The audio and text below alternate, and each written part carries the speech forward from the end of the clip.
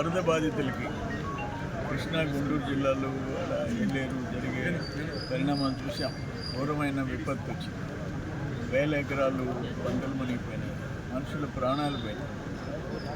చంద్రబాబు నాయుడు గారు లాంటి ఆయన ఉండే ఏజ్కి ఆయన 10 రోజులు ఇల్లు వదిలిపెట్టి అక్కడ వరదల్లోనే ప్రజల్ని పరామర్శించిన విషయం, ఆదుకునేదానికి ఆయన చేసిన కృషి చూసాం. టోటల్ పవన్ కళ్యాణ్ గారు, వాళ్ళ టీం కానీ, అన్ని పార్టీలు, కూటమి నాయకులు, కార్యకర్తలు అందరూ చేస్తారు.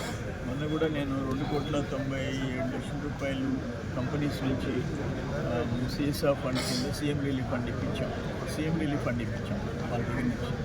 అట్లే ఒక సోదరుడు, ఒక మిత్రుడు నెల్లూరు నుంచి 5 lakhs ఇచ్చాడు. నా పేరు చెప్పలేదు కానీ దానికి 1,500 షీట్స్, 1,500 టవల్స్ మన గద్దె రామ్మోహన్ రావు గారి కాన్స్టిట్యున్సీ విజయవాడలో వాడి వరద బాధితులకి సప్లై చేస్తాం. ఇప్పుడు సర్వేపల్లి సురేష్ నాయుడు, జనసేన నాయకుడు, సర్వేపల్లి ఇన్ఛార్జి సురేష్ నాయుడు 1,40,000 రూపాయలు ఇప్పుడే మీకు ప్లే కార్డు చూపించాం.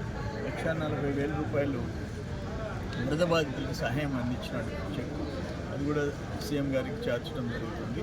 దాంట్లో మన భవానీ పక్కనుండే బొమ్మినేని వాణి భవానీ 25,000 రూపాయలు, వాళ్ళ తల్లి 10,000 రూపాయలు, నారదాసి 25,000, యనమల మధు 5,000, శక్తి ఫిల్లింగ్ స్టేషన్ 5,000, కాలంగి సుధీర్ 2,500, మిగతా వాళ్ళందరూ కలిసి 1,40,000 రూపాయలు ఈరోజు నిధులు సేకరించి ఇచ్చారు.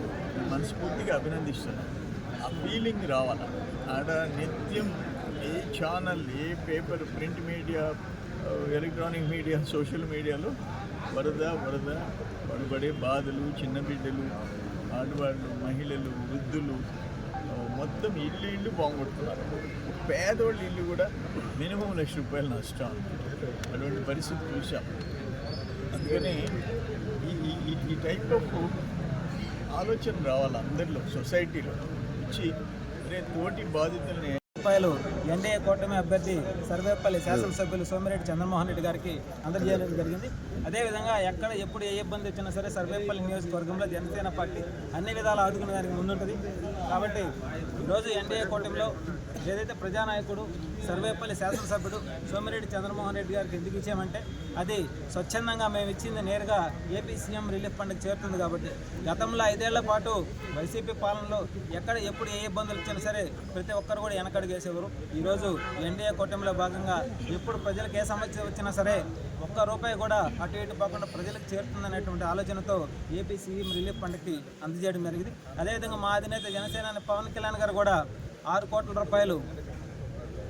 ప్రజలకి అందివ్వడం జరిగింది. అంటే 6 కోట్లు అంటే ₹1 కోటి తెలంగాణకి, ₹1 కోటి ఇచ్చి ఏపీ సీఎం రిలీఫ్ ఫండ్కి 400 పంచాయతీలకి ఒక్కొక్క పంచాయతీకి ₹1,00,000 లెక్కన అందించడం జరిగింది.